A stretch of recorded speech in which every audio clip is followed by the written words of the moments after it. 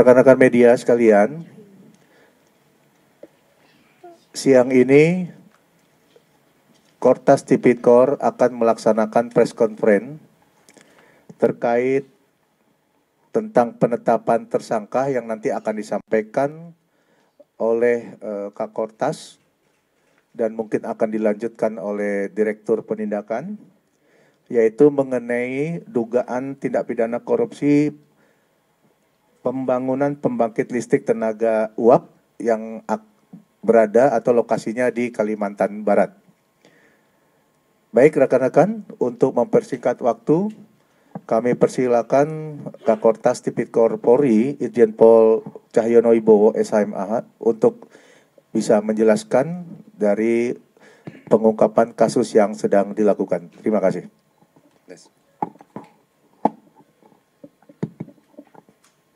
Terima kasih.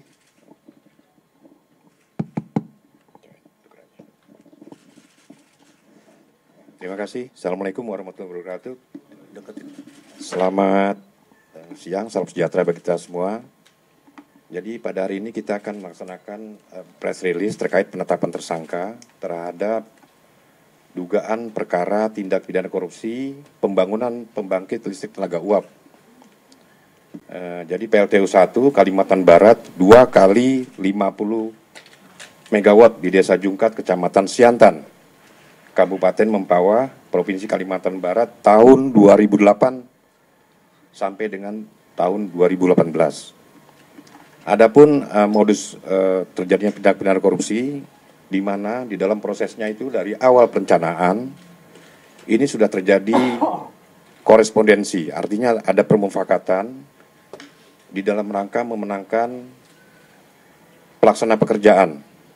Setelah dilakukan kontrak, kemudian ada pengaturan-pengaturan sehingga ini terjadi keterlambatan yang mengakibatkan sampai dengan tahun 2018 itu sejak tahun 2008 sampai 2018 itu diadendum terus.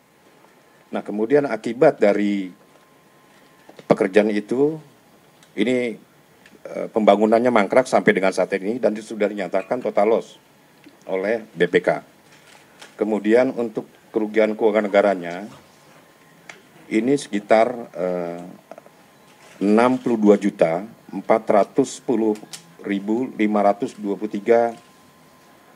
US dollar. Jadi 64.410.523 US dollar. Dan 323.898.518 rupiah. Nah, kemudian untuk kontraknya sendiri ini sebenarnya EPCC, yaitu Engineering Procurement Construction Commissioning, artinya yang dihasilkan adalah outputnya. Karena outputnya tidak berhasil, maka dalam konteks kerugian keuangan negara ini adalah total loss. Nah, kemudian awalnya perkara ini ditangani oleh penyidik Polda Kalbar, yaitu sejak tanggal 7 April 2021, kemudian kita take over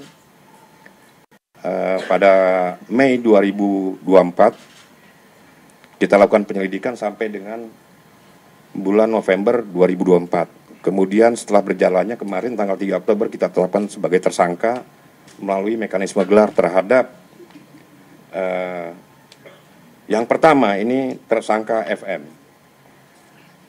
Artinya di sini yang bersangkutan dia sebagai beliau sebagai direktur PLN saat itu. Terus kemudian dari pihak swastanya ini ada tersangka HK, kemudian ada tersangka RR dan juga pihak lainnya. Kalau nanti di proses penyidikan akan berkembang. Dan yakin ini pasti akan berkembang, nanti kita update kembali. Kemudian untuk menyampaikan persamaan persepsi, kami minta nanti untuk diputarkan video selain pandang terhadap pekerjaan tersebut sampai dengan akhirnya mangkrak sampai dengan saat ini. Mungkin saya minta untuk diputarkan.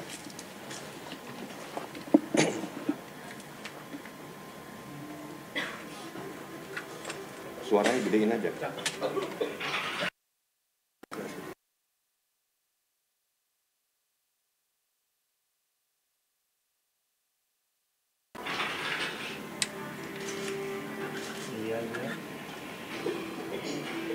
Nggak bisa sampai masuk gitu. Masuk ke sana nggak bisa.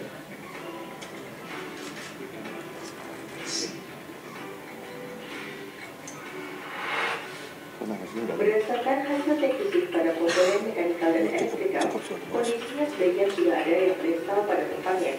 Namun, lebih banyak yang masih berada dalam kontainernya dan tersebar di beberapa titik di PLTU 1 Kalimantan Barat dalam kondisi tidak terawat. Terbangun, namun sudah mulai mengalami kerusakan karena tidak adanya pemeliharaan. Pada bagian jeti di pelabuhan, fondasi panjangnya sudah terpasang, namun dermaganya belum dibangun sama sekali. Selain itu, karena lokasinya berada di dekat laut, banyak bagian sipil yang sudah mengalami korosi dan rawan sekali roboh.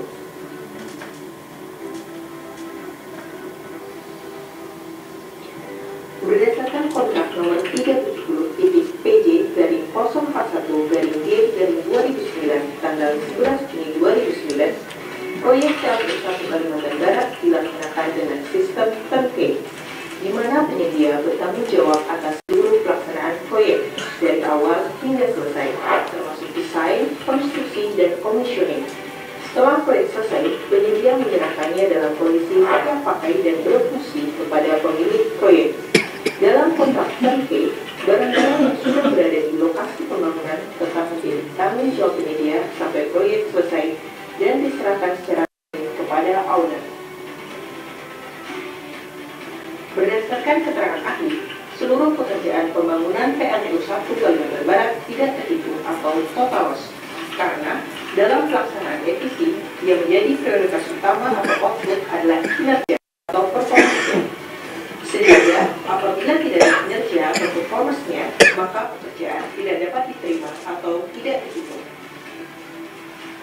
Ahli sangat menyayangkan kondisi di PLTU 1 Kalimantan Barat karena selain peralatan tersebut mempunyai batas umur, lokasi PLTU yang dekat laut membuat besar kemungkinan peralatan akan mengalami korosi apabila tidak dilakukan perawatan.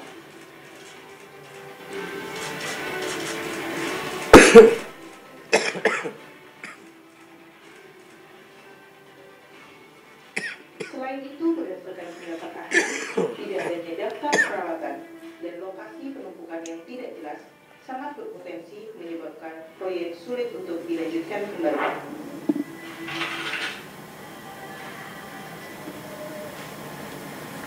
Oke, itu ya tadi ya. Jadi perusahaannya itu kontraknya antara PLN dengan PT KSO BRN. Di dalamnya itu ada Alton Singapura dan OJSC. Ya, OJSC ini dari Rusia ya, jadi Rusia. Jadi nanti kita dalam proses penyidikan kita akan kerjasama atau dengan para pihak, terutama di internal kita itu ada Hubinter untuk melakukan permintaan keterangan pada pihak-pihak mereka. Mungkin ini fakta-fakta yang jelasnya lagi, lebih detailnya akan disampaikan oleh Direktur Penindakan. Silakan Mas, waktu dan tempatnya.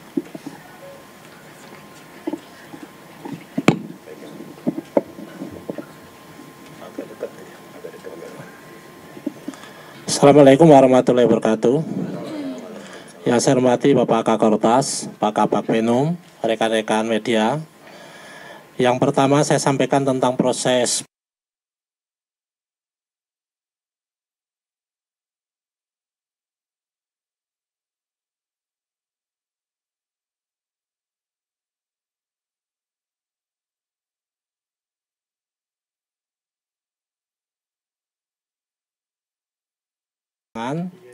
kemudian ada 5 ahli. Kemudian kita juga telah menerima laporan hasil pemeriksaan investigatif perhitungan kerugian negara dari BPK terkait dengan pembangunan pembangkit listrik atau PLTU 1 Kalimantan Barat dengan kapasitas 2 kali 50 MW. Kemudian dari BPK tadi sudah disampaikan oleh Bapak Kakortas, kerugian adalah total loss senilai 62.410.523,20 USD dan 329.199.898 juta rupiah. Kemudian tanggal 3 Oktober 2025 kita telah menetapkan 4 tersangka.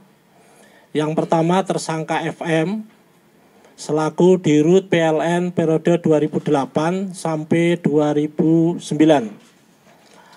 Kemudian yang kedua, kita telah menerapkan TSK HK selaku Presiden Direktur PT BRN.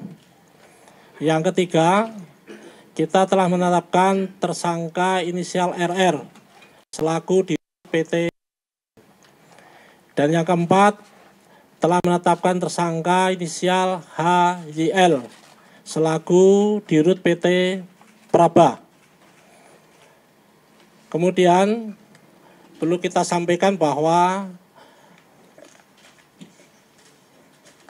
fakta-fakta hasil penyidikan.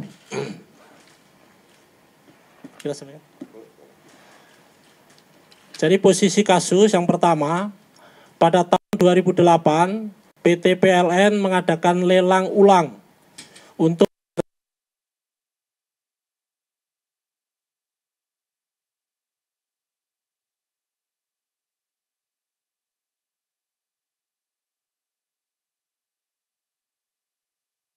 Kecamatan Jungkat, Kabupaten Mempawah, Provinsi Kalimantan Barat. Mensrea yang dibangun adalah pelaksanaan lelang tersebut didapat fakta tersangka FM selaku Dirut PLN telah melakukan pemufakatan untuk memenangkan salah satu calon dengan TSK HK dan TSK RR selaku hak PT dengan menangkan lelang PLTU 1 Kalimantan Barat. Selanjutnya, dalam pelaksanaan lelang, diketahui bahwa panitia pengadaan atas arahan Direktur Utama PLN TSK FM telah meloloskan dan memenangkan KSO BRN Alton OJSC meskipun tidak memenuhi syarat teknis maupun administrasi. Selain itu, diduga kuat bahwa perusahaan Alton OJSC tidak tergabung dalam KSO yang dibentuk dan dikepalai oleh PT BRN. Kemudian pada tahun 2009, sebelum dilaksanakan tanda tangan kontrak, KSO BRN telah mengalihkan seluruh pekerjaan kepada PT Praba Indo Persada dengan dirut tersangka HYL dengan kesepakatan pemberian imbalan fee kepada PT BRN. Selanjutnya TSK HYL diberi hak sebagai pemegang keuangan KSO BRN. Dalam hal ini diketahui bahwa PT Praba juga tidak memiliki kapasitas untuk mengerjakan proyek PLTU di Kalimantan Barat. Kemudian pada tanggal 11 Juni 2009 dilakukan tanda tangan kontrak oleh tersangka FM selaku Dirut PLN dengan tersangka RR selaku Dirut PT BRN dengan nilai kontrak 80.848.341 USD dan 507.424.168. Saya ulang, 507.424 juta sekian. Atau total kurs saat itu 1,254 triliun rupiah saat itu. Kemudian tanggal efektif kontrak 28 Desember 2009 dengan masa penyelesaian sampai tanggal 28 Februari 2012.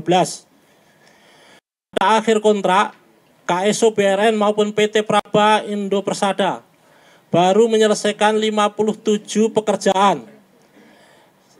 Kemudian telah dilakukan beberapa kali amandemen sebanyak 10 kali dan terakhir 31 Desember 2018.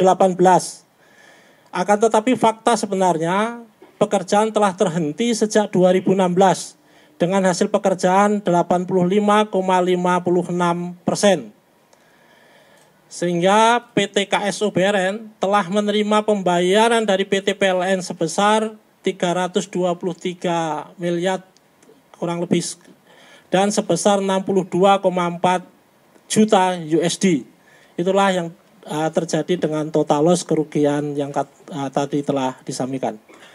Kemudian saat ini kita telah menerapkan kepada 4 tersangka dengan pasal 2 ayat 1 dan atau pasal 3 Undang-Undang 31 tahun 99 perubahan, kemudian dirubah Undang-Undang 20 2001, kemudian junto pasal 55 ayat 1 KUHP. Demikian Pak Kakor, terima kasih.